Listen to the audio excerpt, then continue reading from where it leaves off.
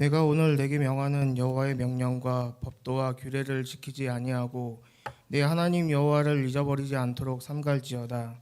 내가 먹어서 배부르고 아름다운 집을 짓고 거주하게 되며 또 내 소와 양이 번성하며 내 은금이 증식되며 내 소유가 다 풍부하게 될 때에 내 마음이 교만하여 내 하나님 여호와를 잊어버릴까 염려하노라.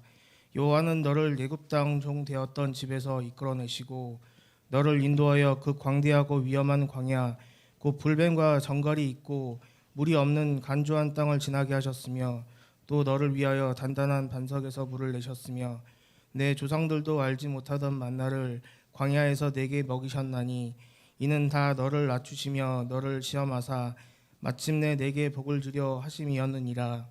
그러나 내가 마음에 이르기를 내 능력과 내 손의 힘으로 내가 이 재물을 얻었다 말할 것이라.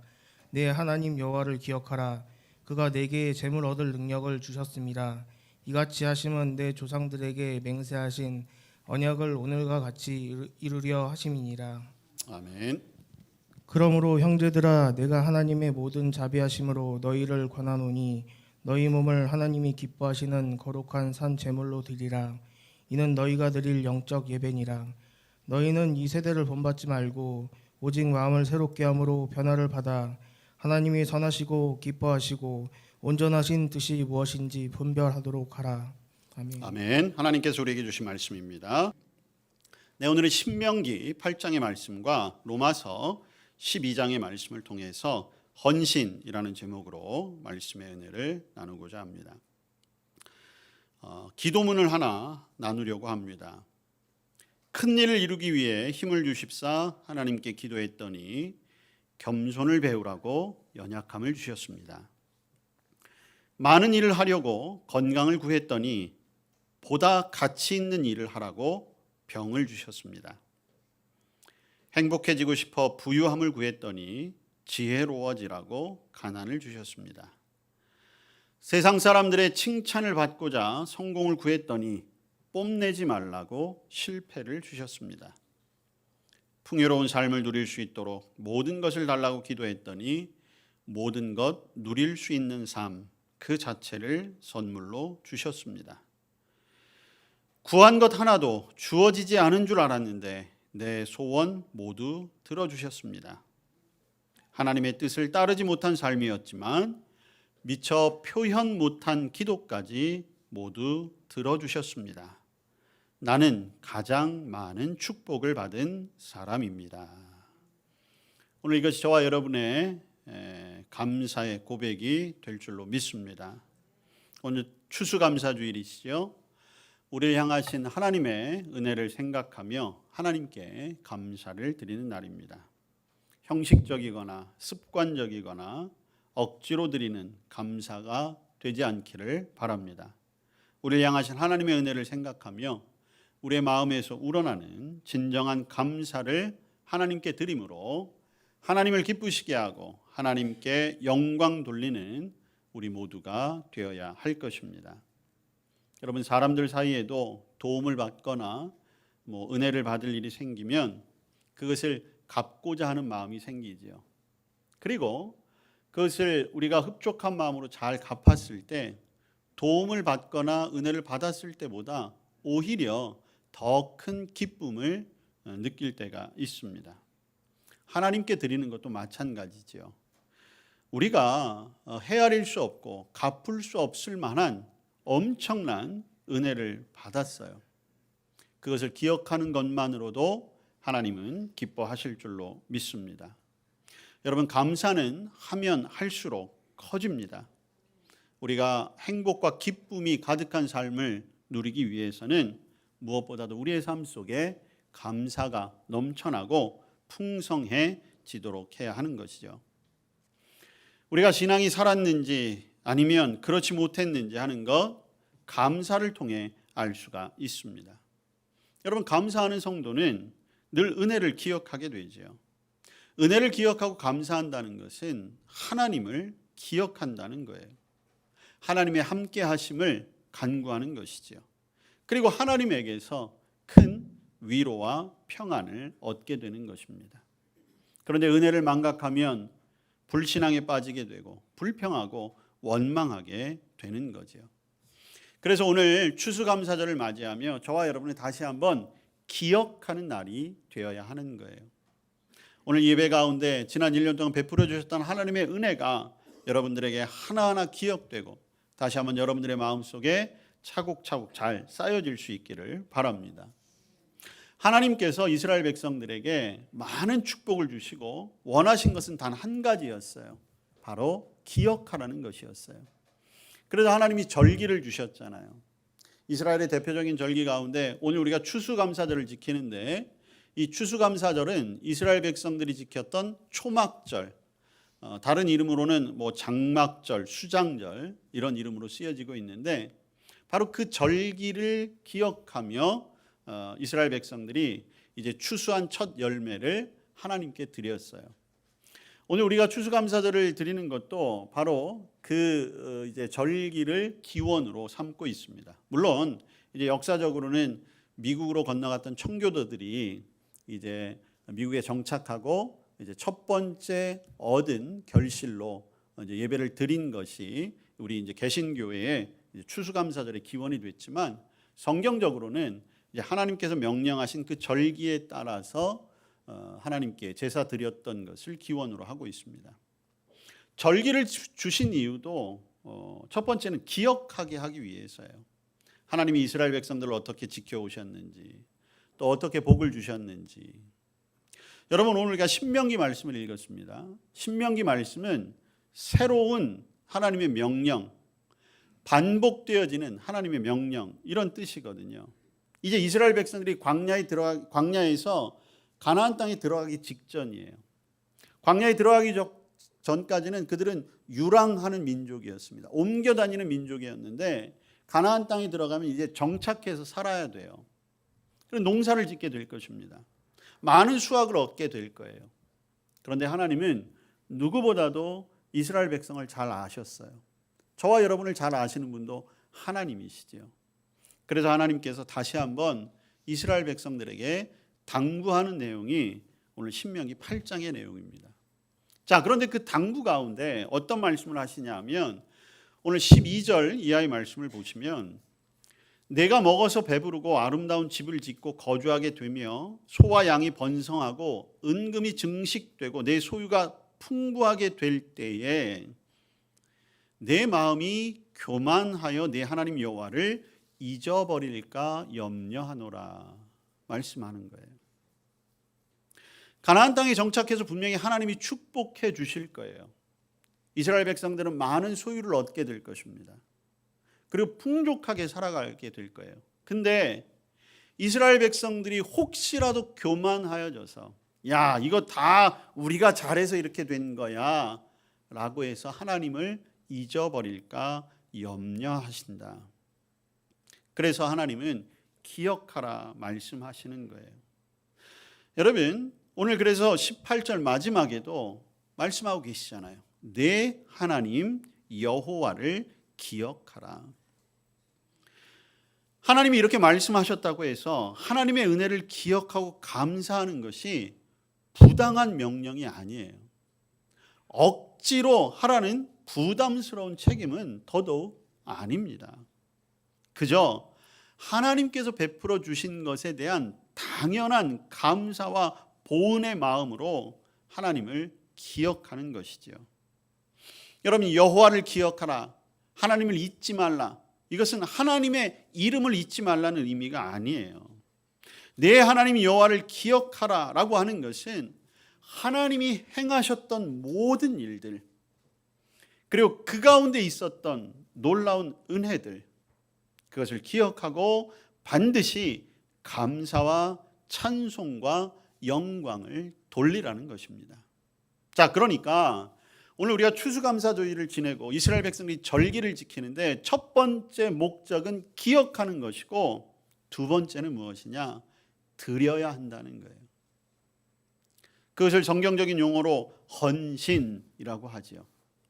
그런데 사실 이 헌신이라고 하는 용어는 성경에 헌신이라고 명시적으로 나와 있지는 않아요. 이 헌신이라는 말은 우리 말 그대로 해석을 하면 몸을 드리다라고 하는 그런 의미잖아요. 근데 물론 구약에는 이 헌신이라고 번역되어질 수 있는 그러한 의미를 가진 단어들이 한 4개 정도가 있어요. 근데 신약 성경에는 이 헌신이라는 단어는 잘 사용되지가 않아요. 헌신이라는 단어보다는 충성이라는 단어가 사용되는데, 그렇다고 해서 그 의미가 아예 없느냐? 그것이 아니에요. 성경에 나와 있는 이 헌신이라는 단어는 주로 드리다라고 하는 의미로 많이 사용이 되어졌어요. 그래서 성경에 나와 있는 단어들을 이렇게 쭉 열거해 보니까 헌신이라고 하는 것은 하나님 앞에 나를 기꺼이 즐거운 마음으로 드린다. 하나님께 나를 자원하여 바친다. 하나님을 주인으로 모시고 나는 종의 위치에 서서 하나님을 섬긴다. 내가 할 수 있는 일, 최선을 다하여 온 힘을 기울여 수고하여 섬긴다. 그런 의미가 바로 헌신이라는 것입니다. 오늘 우리가 놀라운 은혜를 입었다는 것을 우리가 모두가 다 알고 있어요. 그리고 그것에 감격하고 우리가 기쁨을 누리고 있지요. 자, 그런데 거기에서 머무르고 있는 것이 아니라 오늘 이 감사주일을 맞이하며 이제는 저와 여러분이 하나님 앞에 드림의 기쁨도 또한 누릴 수 있어야 한다는 거예요. 받는 것에서만 만족하는 것이 아니라 내가 내 삶을 하나님 앞에 헌신함으로, 내가 가진 모든 것을 통해 하나님께 영광을 돌림으로 말미암아 드림의 기쁨, 그래서 그 드림으로 말미암아 더욱더 많은 축복 가운데 임하게 되는 하나님의 은혜를 오늘 우리가 누려야 하는 것이죠. 자, 오늘 우리가 로마서 말씀을 읽었어요. 로마서 12장 1절. 그러므로 형제들아, 내가 하나님의 모든 자비하심으로 너희를 권하노니 너희 몸을 하나님이 기뻐하시는 거룩한 산 제물로 드리라. 이렇게 말씀하고 있잖아요. 즉 저와 여러분을 하나님 앞에 드리는 것, 그것이 오늘 감사절을 맞이하는 저와 여러분이 마땅히 해야 할 일입니다. 자, 그런데 오늘 로마서는 바울 사도가 썼잖아요. 그래서 저와 여러분에게 헌신을 권면하는데 그것을 무작정 마구잡이로 억지로 하는 게 아니에요.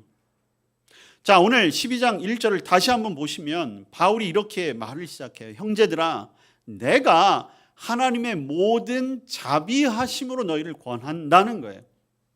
자, 하나님의 자비하심이란 어떤 거예요? 하나님의 사랑이라는 거예요. 저와 여러분이 하나님 앞에 드릴 수 있는 동기는 누군가 옆에서 강요하거나 오늘 성경에서 명령하니까 하는 것이 아니라는 것입니다. 오늘 저와 여러분이 하나님에 헌신할 수 있는 것은 바로 하나님의 사랑에서 출발하는 거예요. 나와 같은 죄인을 하나님이 받아주셨어요. 하나님의 자녀로 삼아주셨습니다. 믿음도 선물로 주셨어요. 그 믿음 때문에 죄인인 우리가 의인이 될 수 있었어요. 그리고 천국 백성이 되었습니다. 그것이 하나님의 사랑 때문에 가능한 거였어요.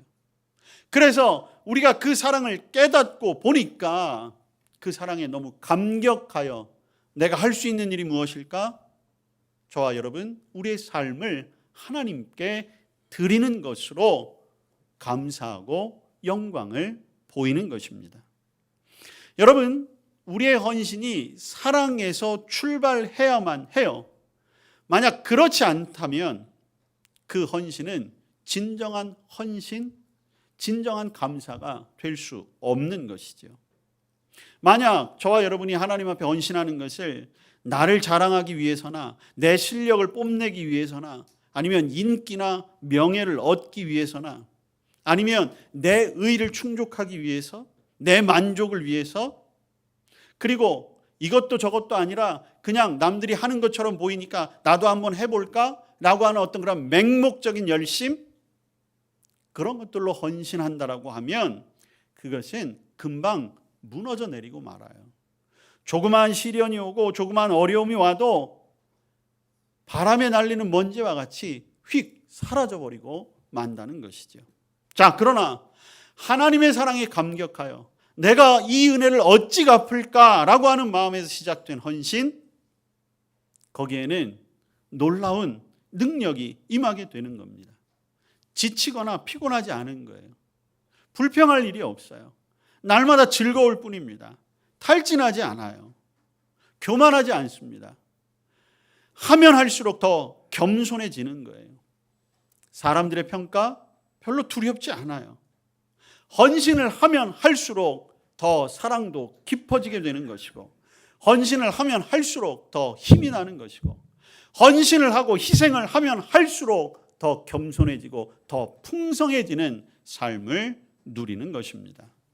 오늘 저와 여러분이 이 감사절을 맞이하며 하나님이 베풀어 주셨던 그 사랑, 그것이 저와 여러분의 삶에 헌신의 동기가 되어 다시 한번 주님께 우리의 삶을 드릴 수 있게 되기를 바랍니다.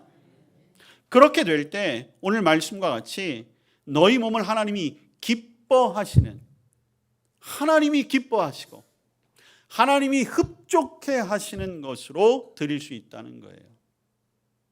여러분, 만약 하나님이 우리의 헌신을 부담스러워 하시면 어떡하겠어요?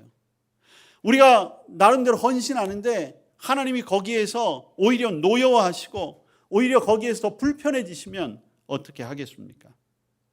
여러분, 여기 드린다라고 하는 것, 영어를 써서 죄송한데 여러분, 프리젠트라고 하는 영어 단어가 있어요. 선물이라는 의미도 있지만 기쁨이라는 의미도 같이 있잖아요. 여기에 드린다라고 하는 것이 바로 그런 의미예요. 선물로서. 여러분, 저와 여러분의 헌신이 하나님 앞에 선물로 드려질 수 있어야 한다는 거예요. 이제까지 우리는 하나님께로부터 너무 선물을 받는 것에 익숙했는데, 오늘 우리가 내 삶이 하나님 앞에 선물이 되어져서 하나님을 기쁘시게 할 수 있는 저와 여러분의 삶이 되기를 바랍니다. 여러분, 내 모든 입술의 말과 삶이 하나님 앞에 연락되기를 바랍니다. 우리 그런 표현 쓰잖아요. 이 연락이라는 게 어떤 의미예요? 기쁘게 받아주신다라는 의미잖아요.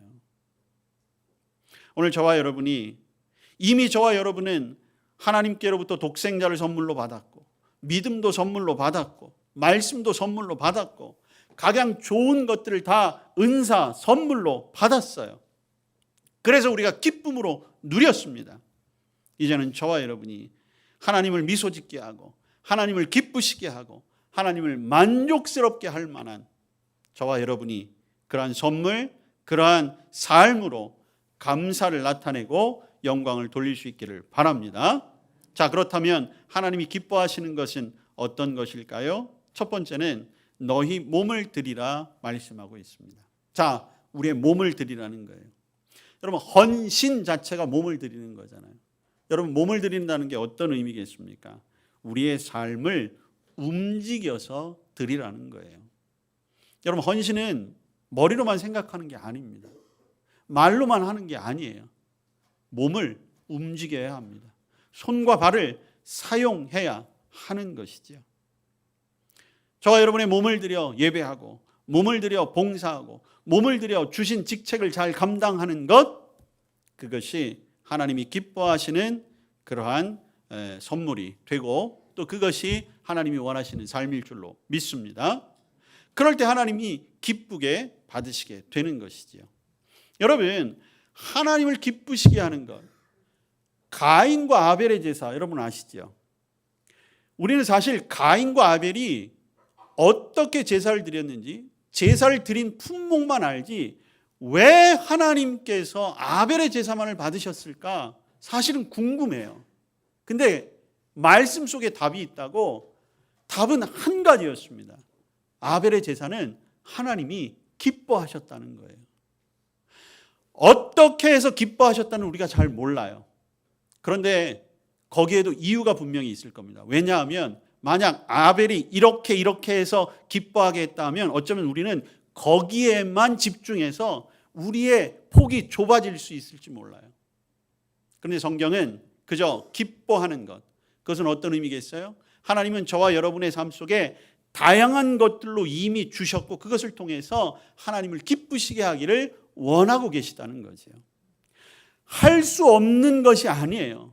못한다는 것이 아닙니다. 우리가 안 하고 있을 뿐이에요. 우리의 몸을 움직이면 하나님이 반드시 기뻐하시는 거룩한 산 제물, 하나님을 기뻐하시는 선물이 될 줄로 믿습니다. 자, 두 번째는 뭘까요? 오늘 너희 몸을 기뻐하시는 거룩한 제물로 드리라 말씀했어요. 자, 여러분, 거룩, 제가 거룩이라는 말이 나오면 반드시 말씀드리죠. 구별되어져야 된다는 거예요. 그리스도인답게, 신앙인답게 해야 한다는 거죠. 여러분, 세상 사람들도요, 열심히 봉사합니다. 어려운 것에 가서 열심히 잘 섬겨요. 그런데 하나님의 사랑을 바탕으로 한 섬김은 그 봉사와는 좀 달라야 하는 것입니다. 달라도 무언가 달라야 돼요. 세상 사람들보다 더 잘 섬겨야 합니다. 더 열심히 섬겨야 하는 거예요. 더 최선을 다해 섬겨야 하는 것입니다. 그리고 그 섬김 후에는 여러분, 세상의 봉사는 그 봉사한 사람들에게 박수가 있고 상급이 주어질 때도 있어요. 그러나 우리의 봉사는 그것이 아니에요. 우리의 봉사 후에, 우리의 섬김 후에는 하나님의 영광만 남아 있어야 되는 거예요. 우리는 가려져야 하는 것이죠. 그것이 구별됨으로 드려지는 것입니다. 여러분들 주변에 우리가 그리스도인으로서 섬겨야 할 사람들, 섬겨야 할 기관들, 또 도움이 필요한 많은 곳들이 있어요. 이름도 없이 빛도 없이. 그러나 그리스도의 사랑으로 하나님의 사랑을 섬기고 심을 수 있는 저와 여러분 되시기를 바랍니다.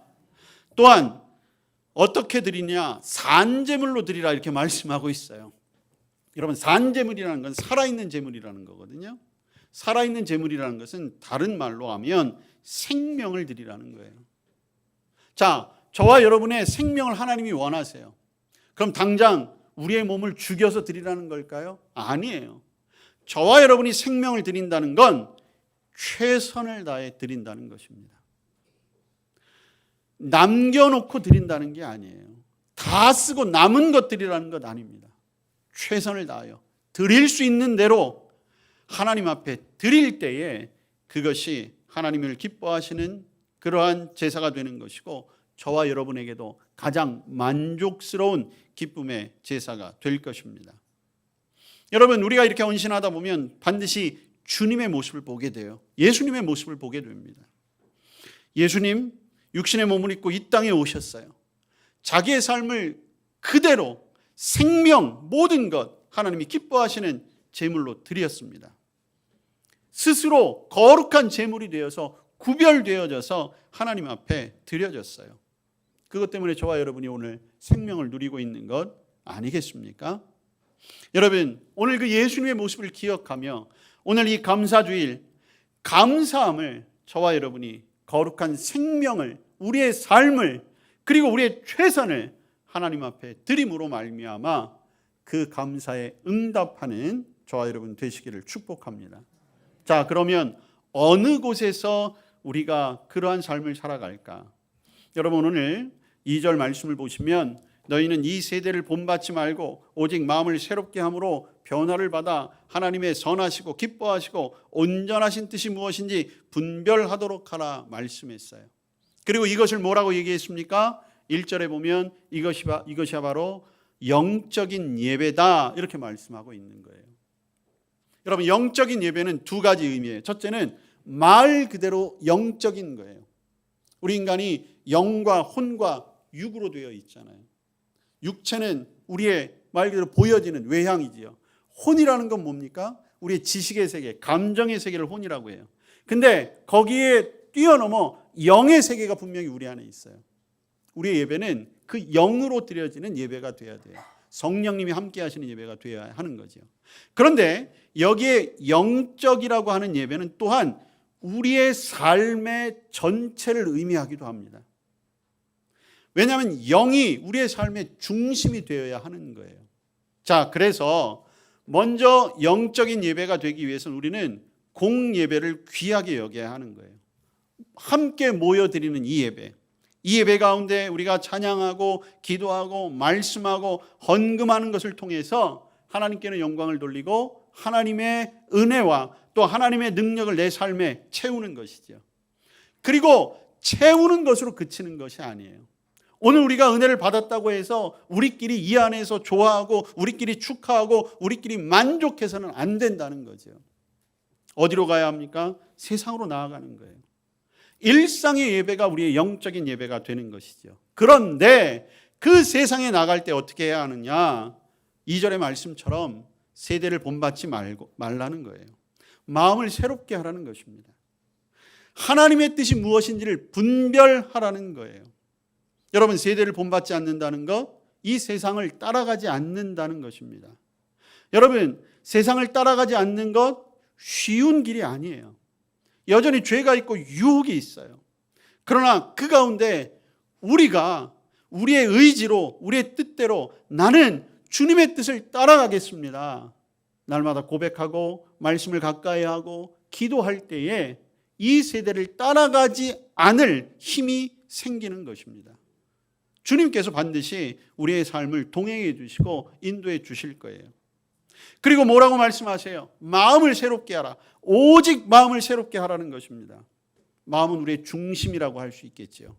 여러분, 우리의 중심이 어디에 있느냐? 우리의 중심이 무엇을 바라보느냐에 따라서 우리의 삶이 달라져요. 여러분, 우리는 두 마음 품어서는 안 되죠. 오직 주님을 향한 마음이 우리의 중심이 되어야 할 것입니다. 우리의 마음속에 있는 교만함 버리셔야 해요. 여러분, 그 버리는 것 쉽지 않지요. 한 번 마음 먹고 행하는 것 참 어려워요. 오죽하면 작심삼일이라는 말이 있겠어요. 3일을 못 간다는 거죠.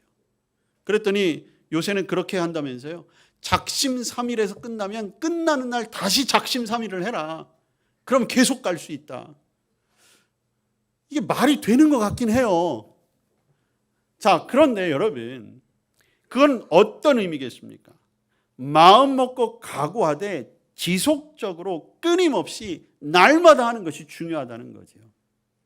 쉽지가 않잖아요. 그런데 여기에도 방법이 있어요. 우리의 마음을 바꿀 수 있는 것은 오직 우리 안에 부어지는 새로운 영, 성령의 충만함으로 가능하다는 거예요. 그게 오늘 이 예배 시간 가운데 저와 여러분에게 충만히 임하게 될 줄로 믿습니다. 오늘 제가 변화되기를 원합니다. 새롭게 되기를 원합니다. 라고 하는 그 마음에 성령께서 새 영을 부어 주실 것입니다. 그리고 세상을 향해 나아가는 거예요. 그러면 어떻게 됩니까? 세상 가운데 살아가지만 하나님의 선한 뜻, 하나님이 기뻐하시는 뜻, 하나님이 온전하게 여기시는 뜻이 무엇인지 분별된다는 거예요. 저와 여러분의 최종 목적은 하나님의 방향입니다. 오늘 저와 여러분에게 하나님께서 시간을 주셨어요. 시간을 주신 것, 이건 단순한 생명 연장에서 그치는 게 아니에요. 저와 여러분에게 시간을 주신 것은 더불어 사명을 주신 거예요. 일할 수 있는 직책, 일해야만 하는 직분을 우리에게 주신 것이죠. 그저 내게 남아있는 시간 잘 계획하고 낭비하지 않고 어떻게든 좀 편안하게 살아가는 것만으로 만족해서는 안 된다는 거예요. 하나님의 뜻을 분별하여 하나님의 그 나라를 위해서 내가 어떤 일을 해야 할 것인가, 그것이 보여지고 그 일에 우리가 헌신하고 최선을 다해야 할 것입니다. 오늘 추수감사주일 베푸신 은혜를 반드시 기억하십시오. 기억하는 것으로 머무는 것이 아니라 이제 내가 하나님 앞에 드리기 원합니다. 우리의 삶을 온전히 하나님이 기뻐하시는 산제물로 헌신함으로 영광 돌리는 저와 여러분 될 수 있기를 주님의 이름으로 축복합니다. 아멘. 추수감사절 하나님께 기쁨과 감사의 예물 드리게 하시고 또한 우리의 삶을 하나님 앞에 드림으로 결단하게 하심을 감사합니다. 주님 뜻 안에 거룩하고 온전하게 쓰여지는 우리 모두가 되게 하여 주시옵소서. 예수님 이름으로 기도합니다. 아멘.